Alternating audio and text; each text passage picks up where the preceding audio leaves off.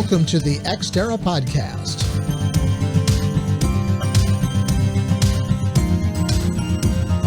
The Terra mission is to explore and discuss the business of space and its effect on the national and global economy, as well as life on Earth. How does what happens in space affect your life every day? That's what we're exploring on the Terra website, as well as on this podcast.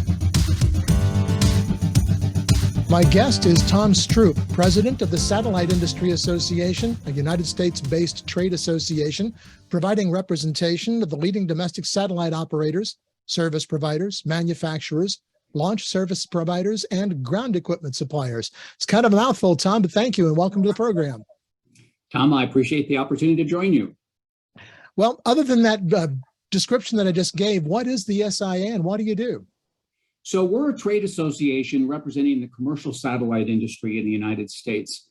And as such, we advocate on behalf of the industry, help educate policymakers on the many aspects of the industry, and hold events to promote dialogue among members and government groups with an interest in the industry. We're located in Washington, D.C. We engage with Congress, the FCC, the administration, including the National Space Council, the Commerce Department, which of course includes the Office of Space Commerce, NTIA, NOAA, with NASA, DHS, the Department of State, Treasury, Agriculture, Transportation, pretty much a full range of the federal government, because most of them have an interest in what's happening in the satellite industry. So tell us a little bit about your background. So I've been with SIA for about 7.5 years. And although most of my background hasn't been within the space industry, there's been overlap within the satellite industry. But early in my career, I had an opportunity to represent an association representing the wireless industry. And then I founded several technology businesses, one that involved clearing spectrum for the wireless industry, a location services company, a wireless service provider, and most recently had been running a company that developed spectrum sharing technology. And so, as I'd mentioned, there was overlap with the satellite industry over the course of my career, but I've been directly involved in the satellite industry, as I mentioned, for just over 7 years. So what drew you to space? What was the kind of the catalyst that said, this is now where I want to go? Yeah, you know, it's interesting because I grew up during the 60s and had an opportunity to see all of the developments in the space industry, going back to, you know, when I was launching rockets as a kid. I guess I had an interest in the industry. But there are really a lot of things that are happening in the satellite industry today that remind me of the early days of the wireless industry. We've got a lot of new technology, new companies coming in with disruptive technology, tremendous growth. So just a lot of things that overlap with my career that made it of particular interest to me. You know, we've often kind of equated where we are in space commerce right now with kind of where Silicon Valley was in the late 70s and early 80s. It feels like kind of that same kind of vibe, and we don't know how it's all going to shake out yet. Yeah, I think that you know, one thing that I can say, I think we're witnessing continuous growth, and those people who have been involved in the industry their entire career tell me this is the most exciting time that they've ever seen within the industry. So what are the various segments that make up the satellite industry? So the segments that we represent are manufacturing, launch, ground equipment, and satellite services that are offered by the operators. So those are the parts that we cover within the report that we prepare every year, and we all consider them to be part of the space of the satellite industry system. So, you know, last week I talked with some folks with Edwina Paisley from Inmarsat about their most recent survey about kind of how the people's perceptions of space. From your perspective, how important are satellites to the general populace? You know, people depend on satellites every day and usually without thinking about it. So starting with the one that I think most people use, like I said, almost every day, position, navigation, and timing services. You know, starting with the navigation services in your car, for those people who use a device when they exercise, but also for the timing of the internet and wireless systems. We wouldn't be able to do any of those things without satellites. Moving on to communications, which certainly are the biggest in terms of revenues for the industry. People don't think about the fact that the distribution of most video and many audio systems are over satellite systems. Think of it, when you get HBO from your cable system, that's coming to you via satellite. Same thing with major sporting events distributed via satellite. Direct-to-home TV and satellite radio are two of the ones that people probably have some sense that they are receiving those services from satellites. Broadband service is another, and it's one of the fastest growing direct-to-home services, but also for those people who are traveling on airlines using broadband services, increasingly that's coming to them via satellite. And the same thing with those people getting broadband on maritime vessels. Another that people don't think about is credit card transactions. Whenever you use your credit card at a gas station, in all likelihood, that transaction is taking place over a credit or over a satellite system. And then remote communications, if you think of offshore platforms, areas when you can only get communications via satellite. And then finally, emergency communications. When everything else goes down, it's much easier to be able to get a satellite system operating.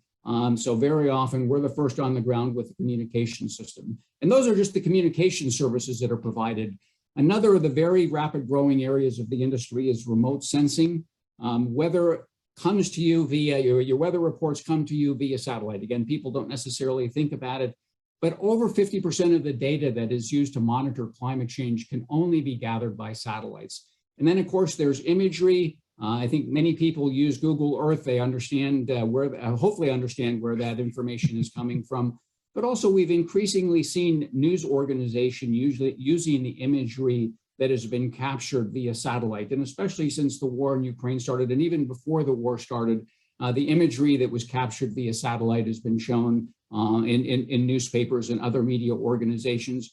And then finally, there's a new remote sensing technology that has been deployed, RF monitoring, being able to monitor where people are using some type of radio communication systems from space. So that's another one of the rapidly growing areas. And again, going back to your question, we use these services every day, usually without thinking about them, but life would not be the same without satellites. And I think there's a lot of integration as well. I know that I can get Sirius XM satellite radio on my smartphone through an app. And absolutely. Yep. You wouldn't think, and I know it's coming across the 5G and whatever, but it's being delivered from space. And eventually the 5G is going to be delivered from space. It is. 5G is utilizing, they're integrating satellite into the standards. So definitely we're going to see increased use of hybrid systems and direct connectivity to mobile devices directly from space. And the other aspect that most people may not realize is that every airline flight they're on now is guided by satellites. And that technology took a long time to develop, but every airplane that they're on, unless it's a Piper Cub, and even those have the ADS-B, are connected to a satellite in some way. You know, and it's unfortunate that it took the loss of an airliner to emphasize the need to be able to utilize satellite technology in one of the ways that it's being used, because there's no reason why a plane should just disappear when you've got the ability to track it using satellites. What was the effect, Tom, of the COVID-19 pandemic on the satellite industry? So I'd say it was a mixed impact. So certainly those operators that were providing services to the maritime and airline industries were impacted. When they shut down, of course, there was no need for satellite broadband on many of those ships or within the airline industry. And there was also an impact on the supply chain. Our industry is not immune to some of the impact that other industries have seen. But we also saw growth in broadband services as people needed to connect directly from home, whether it was for education or business purposes. We saw a growth in that sector of the industry. And remote sensing also saw growth. As people were not able to travel, we had the ability to monitor pipelines and other areas that couldn't be reached other than through satellite sensing. So those areas saw growth. So I'd say that the overall impact on the industry was mixed. Was there also a fairly large impact on the personnel and the people working in the satellite industry?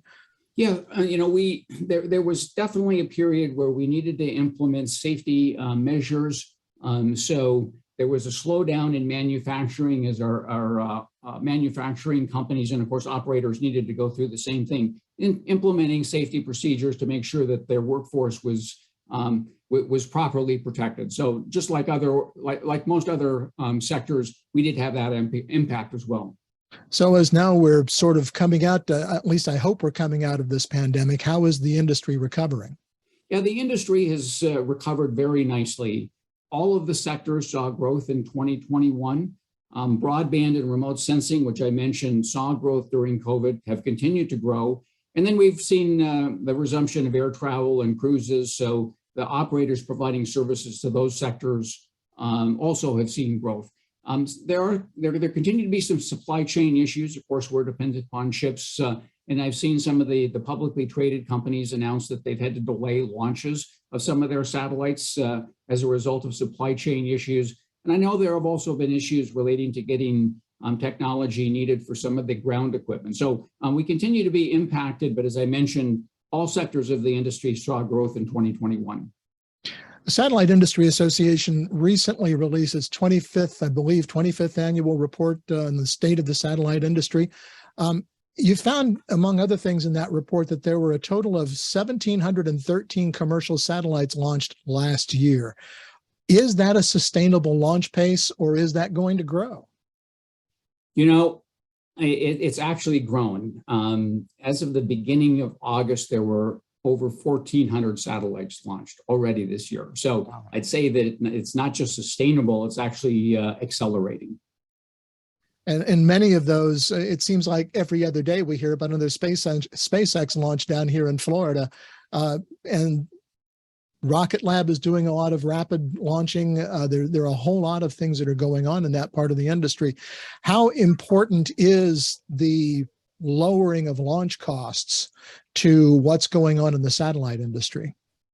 So that's been a major driver in the growth in the industry. I mean, there are several factors that have impacted this, but having access to lower cost launch as well as more rapid launches has allowed companies to be able to deploy their assets and to be able to provide the cost-effective services that we do. But we would not have been able to launch 1,400 satellites or 1,700 satellites over the course of a year 5 or 10 years ago without the changes in the launch cadence, the ability to reuse launch vehicles, as well as the technology to allow deployment once they've launched. I mean, you know, we've seen over 100 satellites launched from a single rocket. You know, those technology developments are especially key to being able to continue the cadence. Are you seeing a lot of cooperation in the industry when we talk about some of those rideshare missions, and it's not a single company that is buying a launch these days? You see multiple companies riding on a single rocket. Is there, what kind of cooperation is there in the industry for those kinds of situations?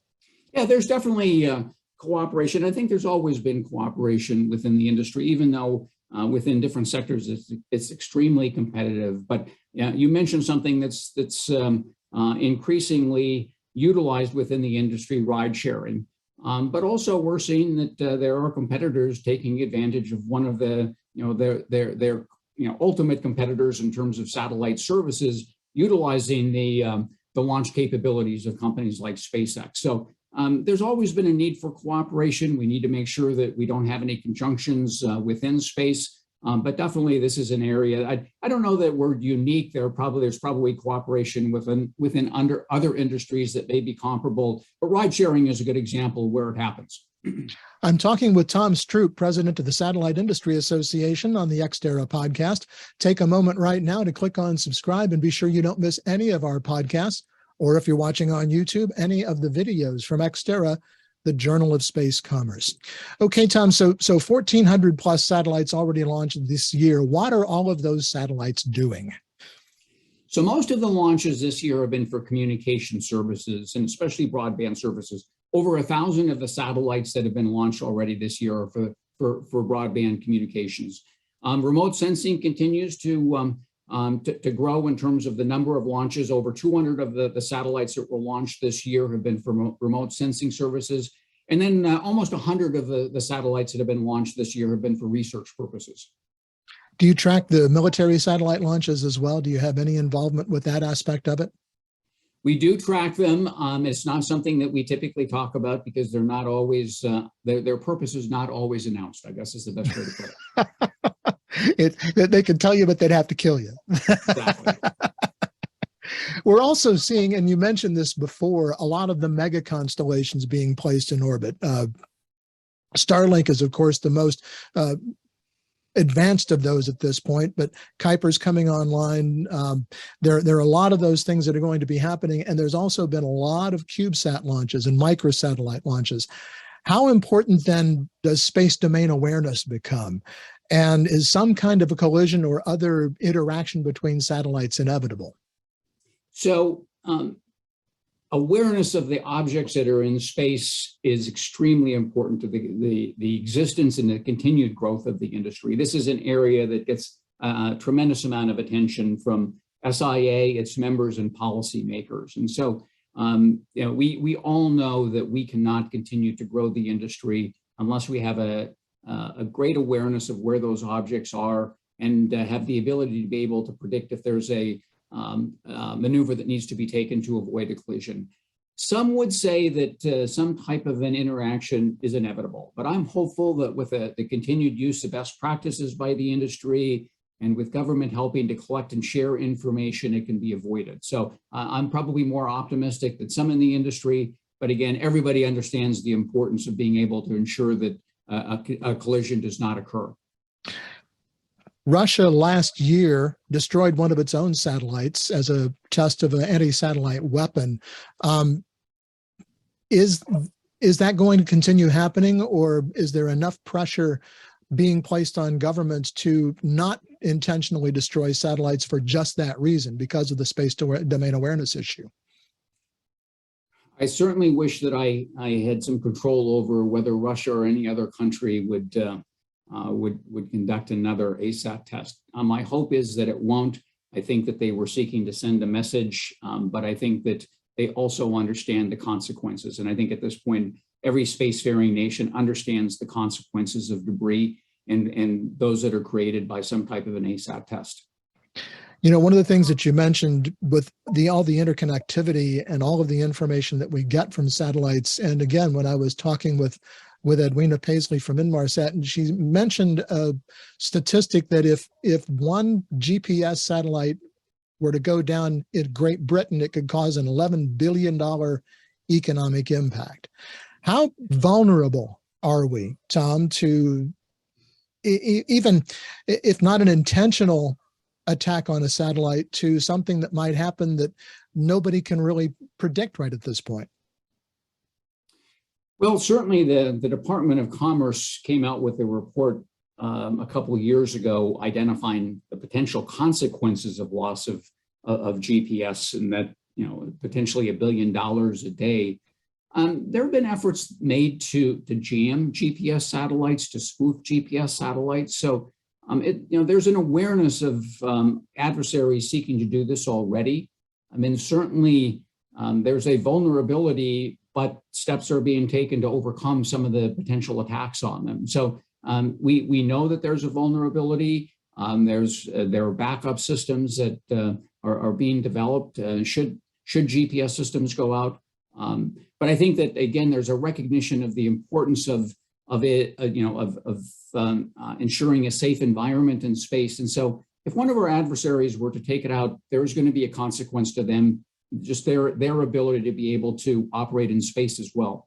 Do you have companies in your association who are working in the area of space security? And I'm thinking, again, as we talk about, as more and more computers get moved into space, more computing power, the blockchain and cryptocurrency, a lot of that goes through satellites. Do you have companies that are working on those issues? Well, I think that most of the satellite manufacturers, and of course all satellite operators, are dealing with cybersecurity issues. And so I think that they're all looking at the potential to utilize AI as well. So there aren't companies, I would say there aren't specific AI companies that are members of SIA, but they're working with most of the companies who are members of SIA.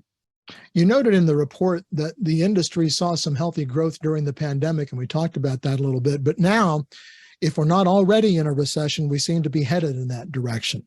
So what kind of resilience does the satellite industry have in the face of an economic downturn? I think that given the dependence of the American and really global economies on satellites, that we should fare fairly well in the case of a recession. Just given the multiplicity of services that we've talked about, though, I think you really need to analyze each sector and the market served to identify what the impact of a severe recession would be.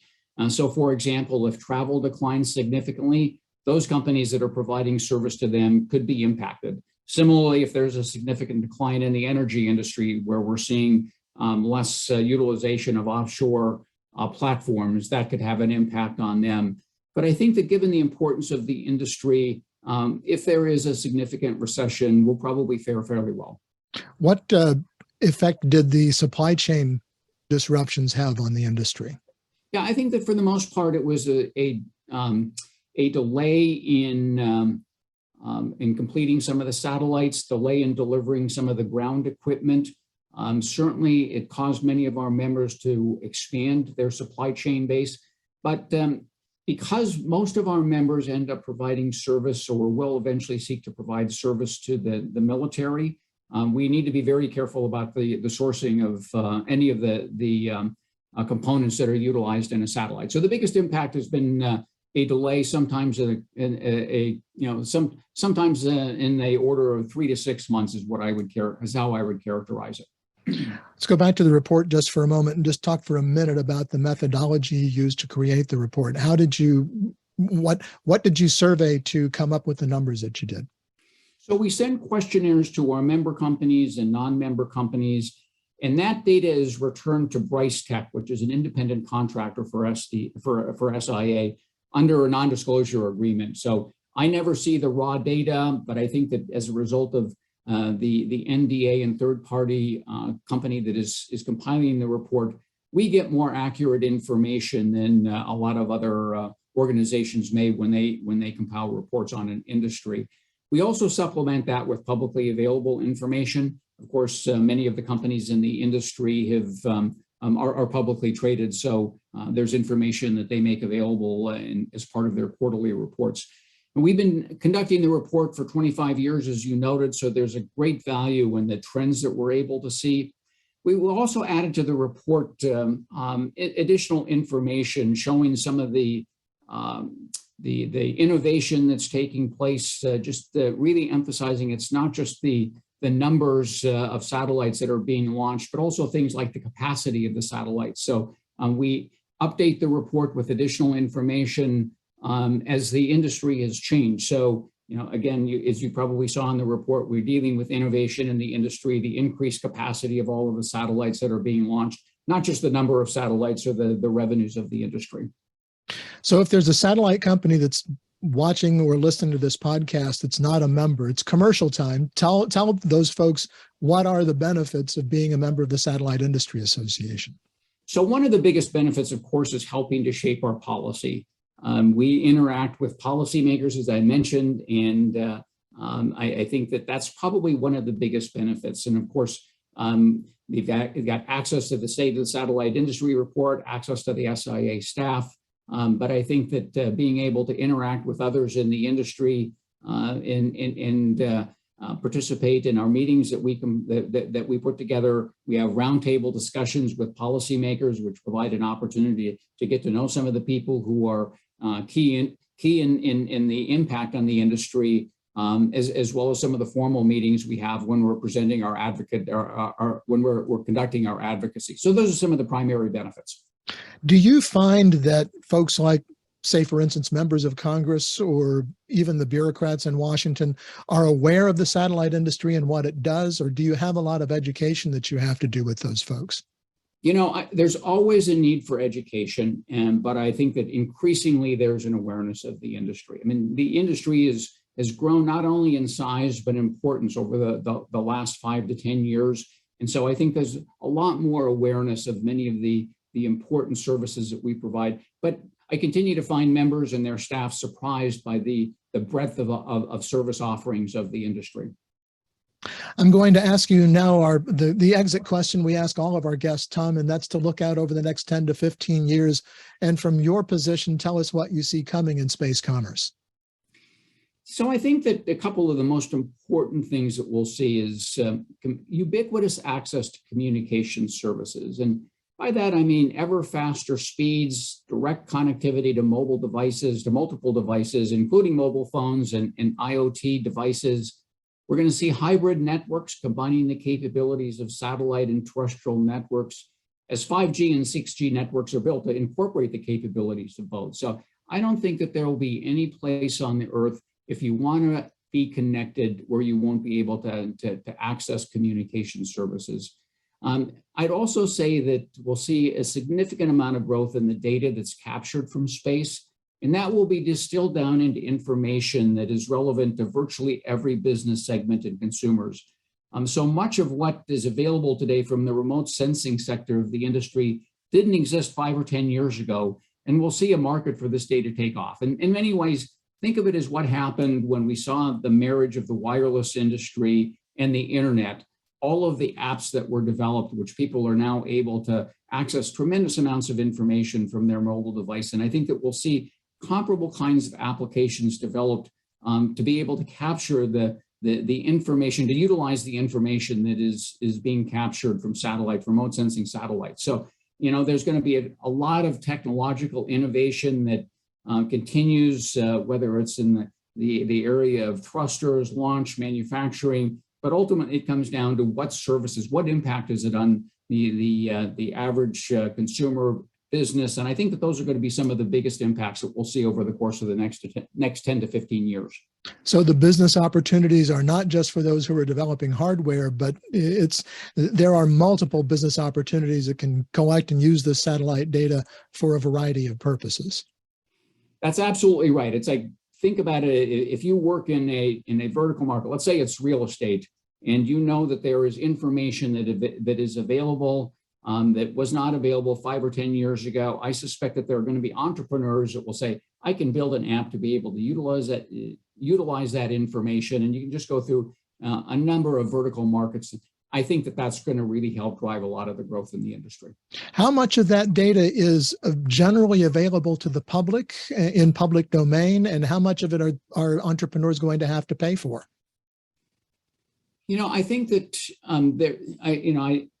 I know that there's one company that utilizes information from the government for their service offering, but I think that when you look at the rapid refreshing data, just in terms of some of the Earth observation information that is available today, I think that they'll end up paying for more accurate and more rapidly refreshed data. But I think that you could start a company based on some of the publicly available information, but ultimately, in order to make it the most valuable to consumers and businesses, I think that you'll want to work with satellite companies to be able to utilize the data that they're producing.